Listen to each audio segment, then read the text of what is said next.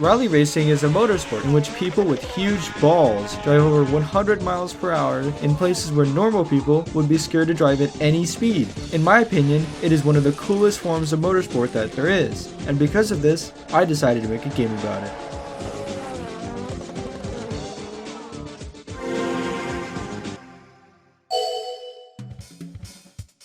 My goal for this project is to create something that plays like a simcade out of the box, but is capable of producing any physics that any player wants. I am using a couple racing games of varying realism, such as WRC 9, Dirt 2, and Richard Burn Rally as reference. So with these goals in mind, let's start on the physics. The Unity Wheel Collider is a component that simulates traction as well as suspension. This is a graph that represents the traction model on the Wheel Collider. To get a car that simulates the feel of driving fast on gravel, I basically needed to change these 2 points. This is the point in which the car is able to put the most force down, while this is the point after the peak in which it maintains force. Out of the box, these settings are very boring and arcade-like, so I had to do a lot of fine-tuning over days to get anything remotely close to the feel of a car on gravel. After the car's traction and suspension felt alright, I started setting up an engine. The first thing I needed to do was calculate RPM, which is actually what dictates the power that the engine produces. The RPM of an engine is basically just the wheel speed multiplied by whatever happens in between the engine power and the wheels.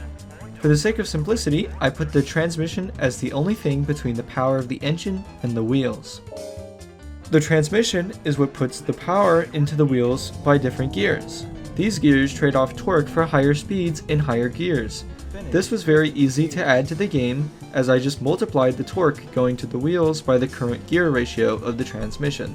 The last thing I want to add to the car physics is a drivetrain, which is the system that delivers power to the wheels. For example, in an all-wheel drive car, all of the wheels turn, as opposed to a rear-wheel drive in which only the rear 2 wheels turn.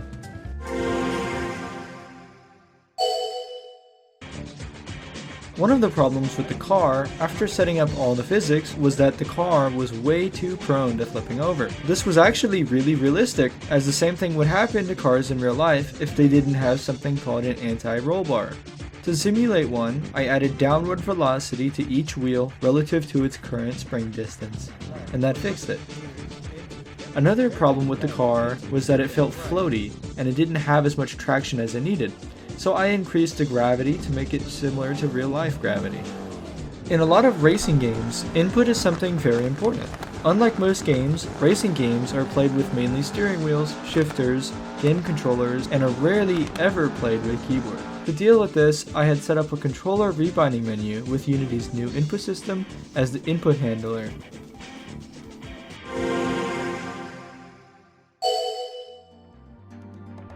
I want to make the physics of the car customizable, as in the way the car's wheels actually interact with the ground, the power of the motor, suspension, weight, and other stuff. To actually do this, I need to save the data from the wheel collider that I set up earlier and make it a system that can open.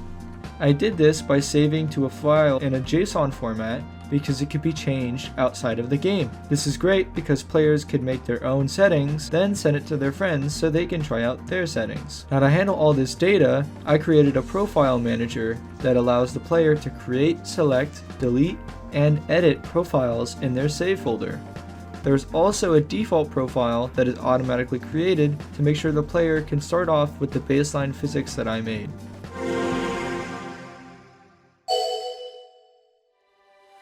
I wanted to have a little bit of fun with the game, so I added spectators that you could run over, and they scream when you hit them. In real rally racing, there are spectators that get way too close to the track, and sometimes get hit, so it's not too far from reality. A huge part of rally racing is pace notes. Pace notes are callouts from a person in the passenger seat of the car that informs the driver of what is in front of them. I decided to go with a numerical pace note style because that's what's commonly used. It turned out to be a little robotic, but it does the job just fine. Hairpin left into hairpin right. I thought it would be fun to add a leaderboard, as it would drive people to make the fastest car physics and compete with each other, and all profiles are able to submit scores. This is so the game has a high skill ceiling and customizing is rewarded.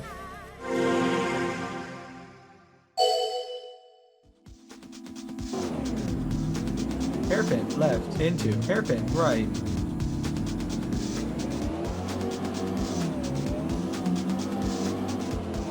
wide, left, long, tightens, into, open hairpin, right.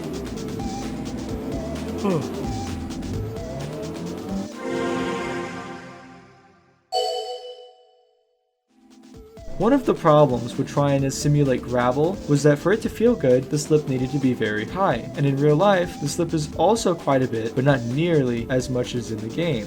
Because of this, the engine RPM is extremely high, as the wheels were spinning fast and the force was not being able to be applied to the car. Another issue is that I cannot plug in real-life variables from cars into my physics controller. This is because simulating any new car would be tons of fine-tuning beyond practicality. The reason I can't do this is because of the Unity physics system, PhysX. It is a fast and convenient, but unrealistic physics engine with overly simplified physics calculations in many areas.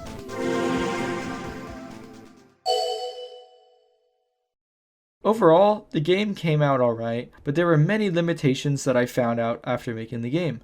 The physics engine was a huge limitation, and I found that I either needed to find a better suited engine, or I would need to make my own physics engine. I also think that the engine sounds could have been a lot better, but I don't really know how to improve that currently, and it's not a huge concern of mine.